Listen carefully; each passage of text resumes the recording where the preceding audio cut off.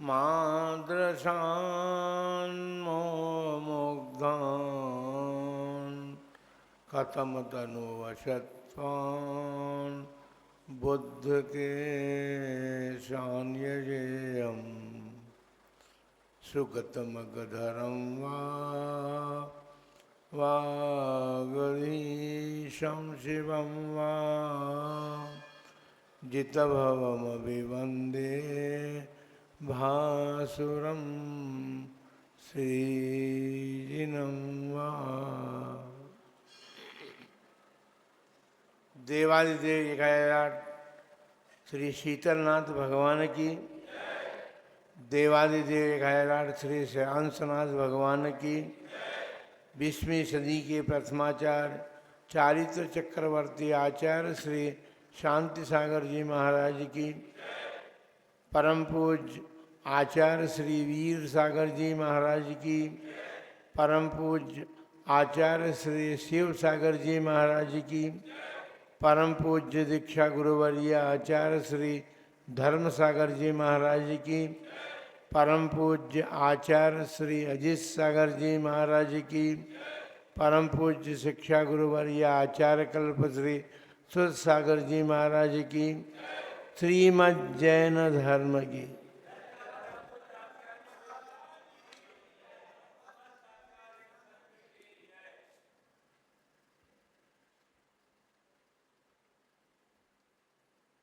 श्रीमद् जैन धर्म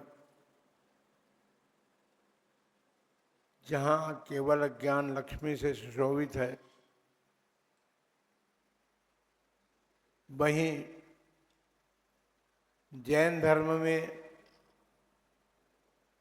संयम लक्ष्मी की बात भी की गई है। जो अपने जीवन में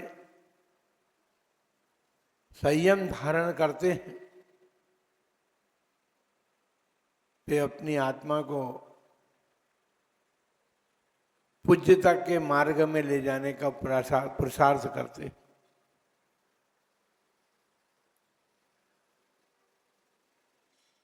अपन सब ने देखा है, खांडूवासी भी परिचित हैं,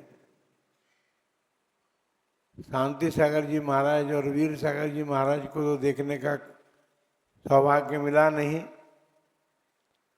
लेकिन आचार्य श्री शिव सागर जी महाराज भले ही यहाँ खांडू नहीं आए होंगे, लेकिन बागड़ में आए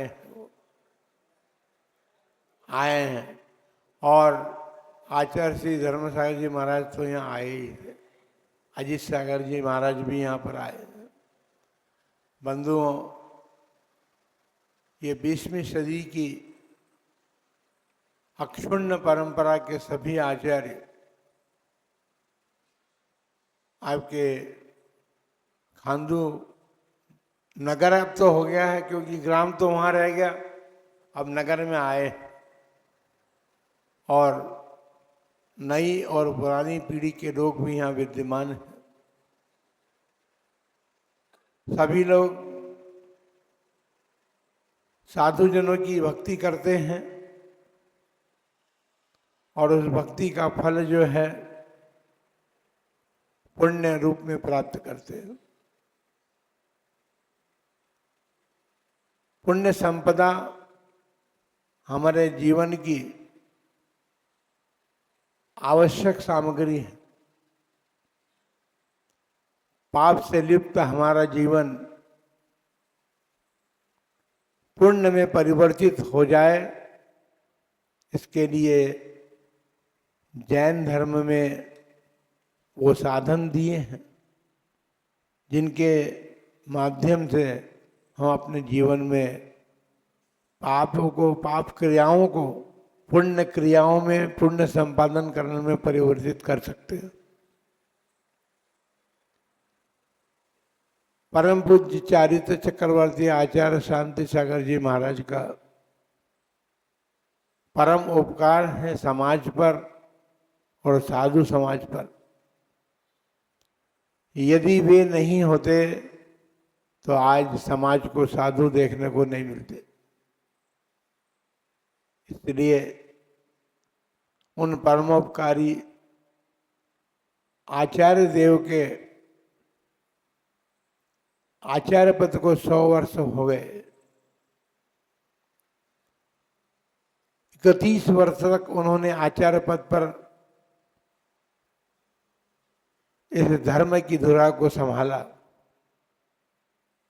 और सारे देश में विहार करके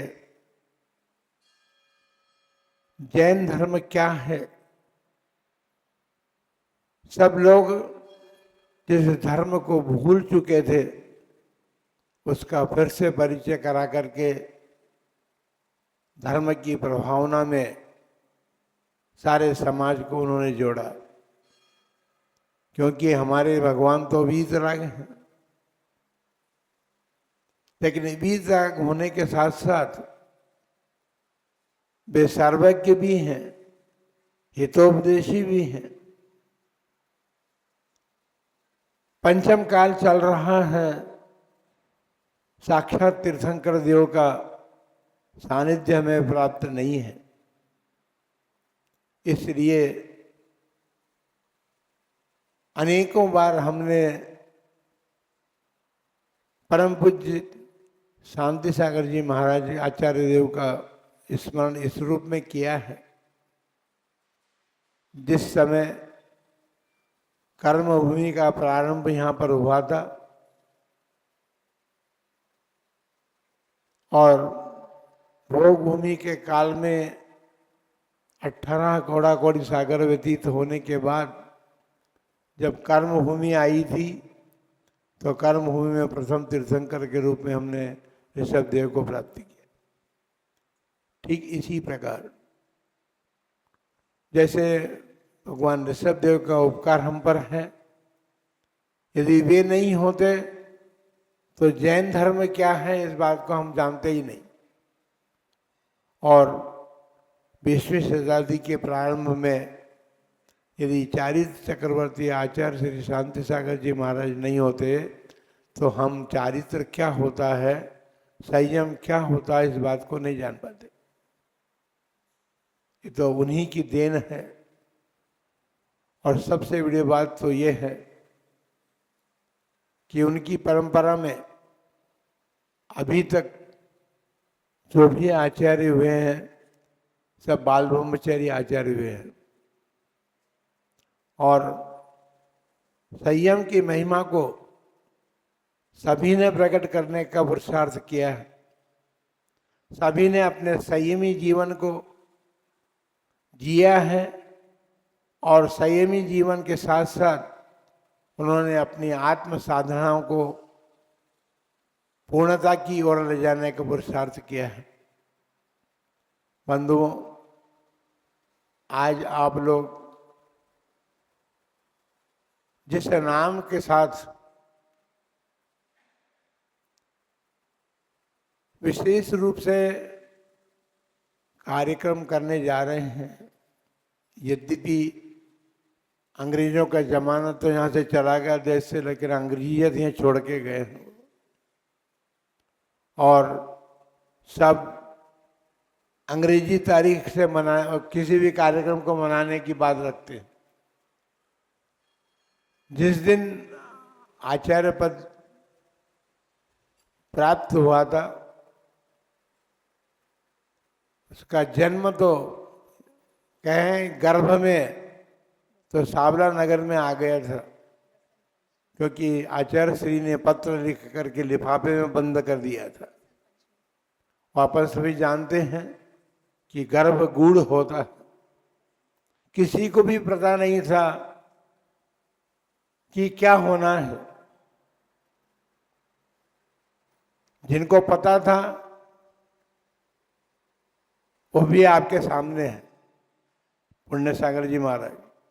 क्योंकि जिस समय आचार्य श्री ये काम कर रहे थे पत्र लिखने का, आज पुण्य सागर जी महाराज वहाँ दरवाजे पर बैठे हुए थे।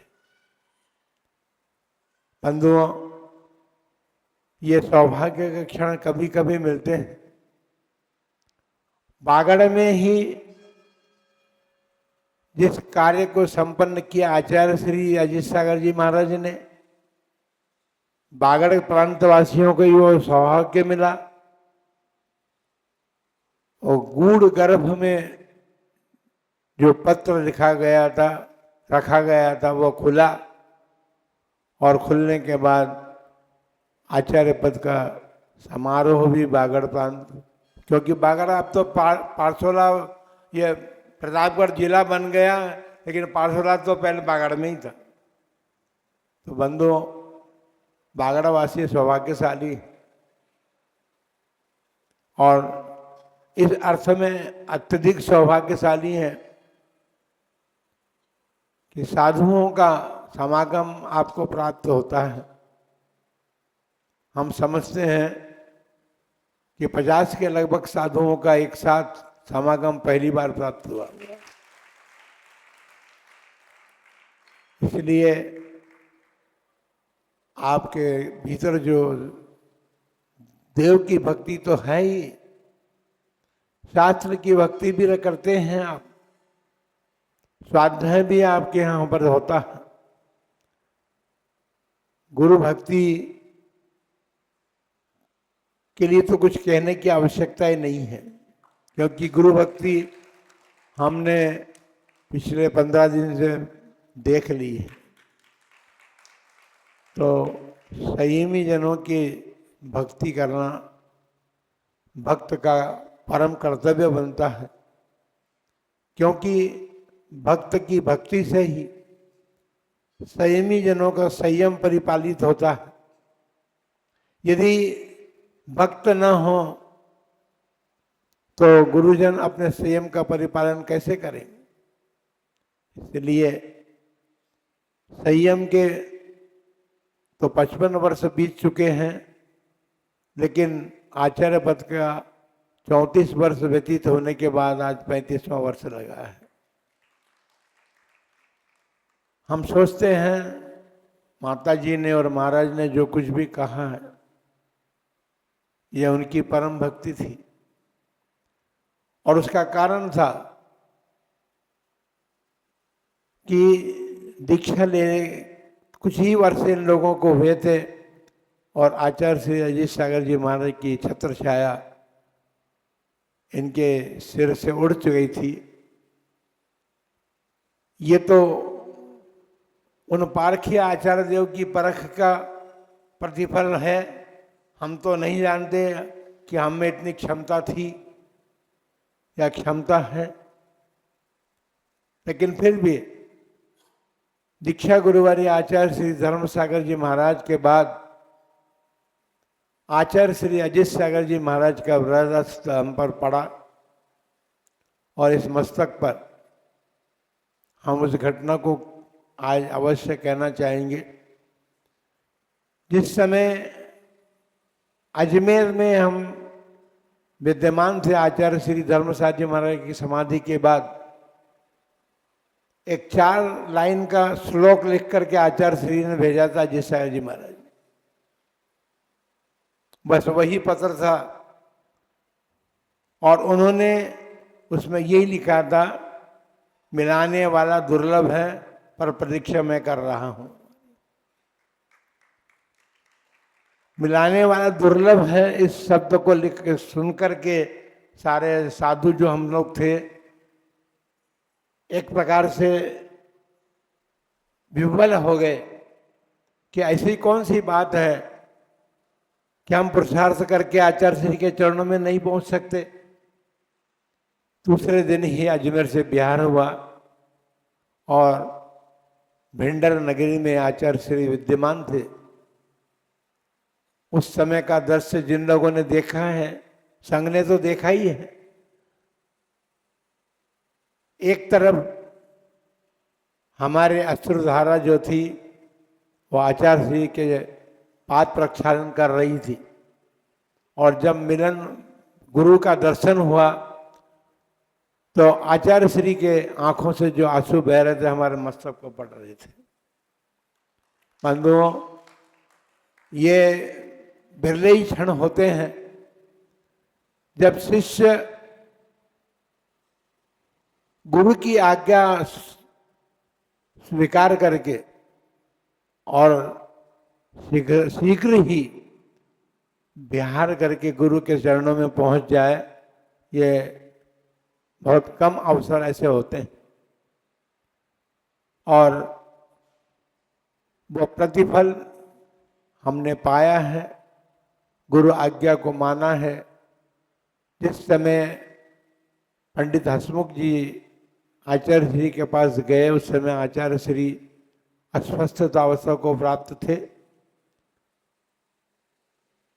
और उन्होंने कहा कि महाराज अस्वस्थ अवस्था है, वातावरण बाहर का थोड़ा सा कड़क हो रहा है, गर्मी के कारण नहीं, वातावरण तो अनेक प्रकार के बनते, तो वातावरण बना भी था। तो आचार्य श्री ने एक ही शब्द कहा कि हसमुख, वर्धमान के मतलब आचार्य पद देने का मेरे मन में क्यों बात बनी? उसने हमेशा गुरुओं की आज्ञा का पालन किया है। हमने उनके पास समाचार भेजा तो तत्काल हमारे पास आ गए। गुरु आज्ञा पालन करना उनके जीवन में रहा है।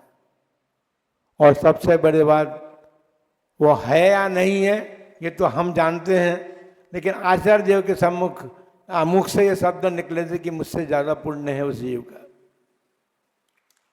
तो हम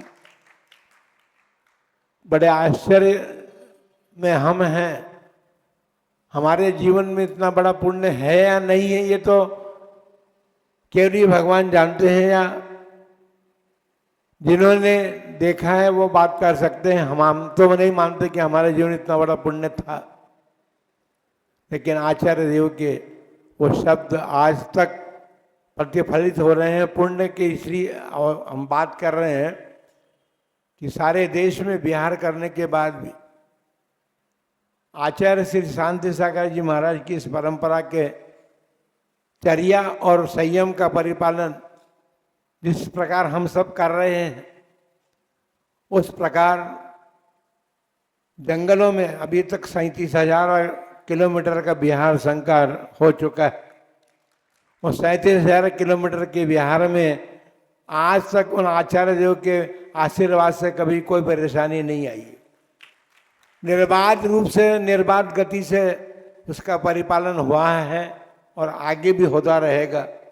इसलिए हम उन आचार्य देव को, शांति सागर जी महाराज का स्मरण तो करते ही हैं, क्योंकि हमारे सबसे प्रथम स्मरणीय है। परंपरा के आचार्य जो भी हैं सब स्मरणीय हैं, क्योंकि आचार्य श्री शिव सागर जी महाराज के संग में हमने प्रवेश किया था और आचार्य श्री धर्म सागर जी महाराज ने दीक्षा दे करके हमारे मस्तक पर जो हाथ रखा था, अंत में अपने जीवन काल के अंत में जिन्होंने हमें ये भार सौंपा और हमारे मस्तक पर एक प्रकार से अपने आंसुओं से अभिषेक करके जो कार्य सौंपा था, सफल तो हम कहाँ तक हुए ये हम कह नहीं सकते हैं, लेकिन उन गुरुदेवों के आशीर्वाद का प्रतिफल है कि हम इतनी क्षमता प्राप्त कर सके। हम में क्षमता नहीं थी। 19 वर्ष की अवस्था में दीक्षा ली तो कितनी बात हो, कितनी क्षमता हो सकती है, लेकिन गुरुओं के सानिध्य का प्रतिफल ये है कि उतनी छोटी उम्र में भी दीक्षा लेकर के ये संयम का परिपालन हम कर सके हैं और यहाँ तक की यात्रा पूरी हमारी हुई है। आगे की यात्रा भी हम गुरुओं के आशीर्वाद से ही पूर्ण कर पाएंगे और गुरुओं के चरणों में उनका स्मरण करते हुए हम ये भावना भाते हैं कि हे गुरुदेव, आप लोगों के कृपा प्रसाद से अभी तक,